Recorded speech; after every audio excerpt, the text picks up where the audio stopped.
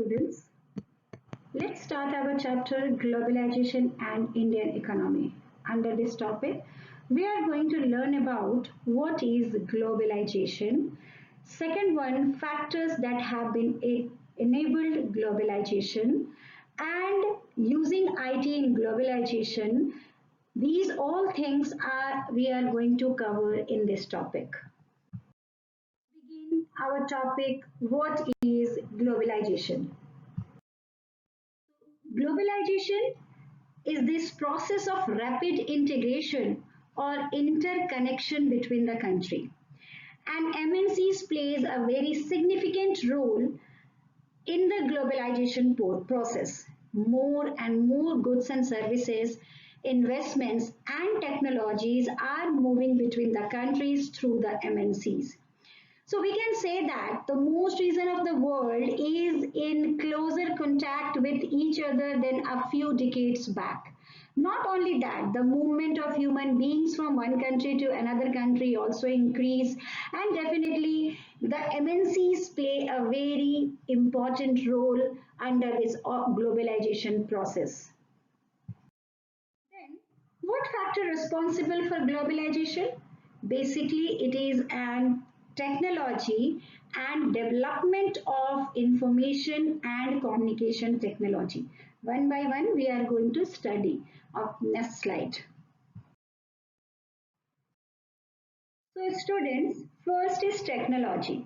Rapid movement in technology has been one major factor that has stimulated the globalization process.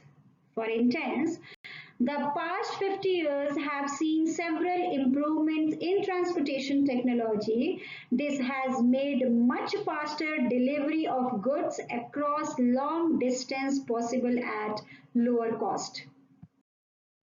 Next is development in telecommunication, computer facilities. In recent time, technology in the areas of telecommunication, computers, internets has been changing rapidly. Telecommunication facilities, under this telecommunication facilities, telegraph, telephone, including the mobile phones, faxed, are used to contact one another around the world, to access information instantly and to communicate from remote areas. This has been facilitated by satellite communication device.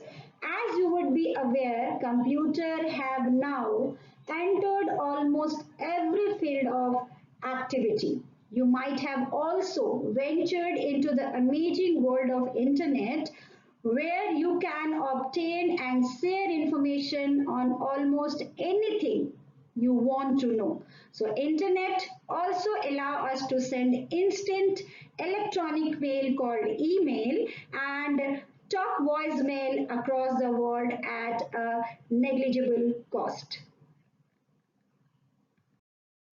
Students, next topic is liberalization of foreign trade and foreign investment policy. Let us turn to the example of import of Chinese toys in India. Suppose the Indian government puts a tax on import of toys, what would happen? Those who wish to import these toys would have to pay tax on this. Because of the tax, buyer will have to pay a higher price on imported toys. Chinese toys will be no longer be as cheap in an Indian market and imports from the China will automatically reduce. Indian toy maker will prosperous. So tax upon import is an example of trade barrier. It is called a barrier because some restrictions has been set up.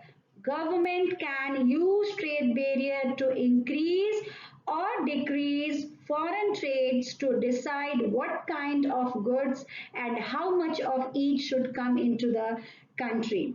So liberalization means removing barriers or restrictions set by the government is known as liberalization. So liberalization and the trade barrier, this is a very important point in your chapter. The Indian government after independence had put barrier to the foreign trade and foreign investment. This was considered necessary to protect the producers within the country. Only that way we are going to protect our producers within the country from the foreign competition. So industries were just coming up in 1950-60 and the competition from imports at a stage would not have allowed these industries to come up. And that case, thus, India allowed import of only essential items such as machineries, fertilizers, petroleum, etc. So note that all developed countries during the early stage of development have given the protection to domestic producers through a variety of means. Starting around 1991, some far-reaching changes in policy were made in India. The government decided that the time had come for Indian producers to compete with producers around the world. It felt that competition would improve the performance of producers within the country since they would have to improve their quality. This decision was supported by the powerful international organizations. Thus, barriers on foreign trade and foreign investments were removed to a large extent. This meant that goods could be imported and exported easily and also foreign company could set up factories and offices here. So with liberalization of trade, businessmen are allowed to make decisions freely about what they wish to import or export. The government imposes much less restrictions than before and is therefore said to be more liberal. I hope you understand these topics. Thank you. In the next slide, we are going to study about World Trade Organization.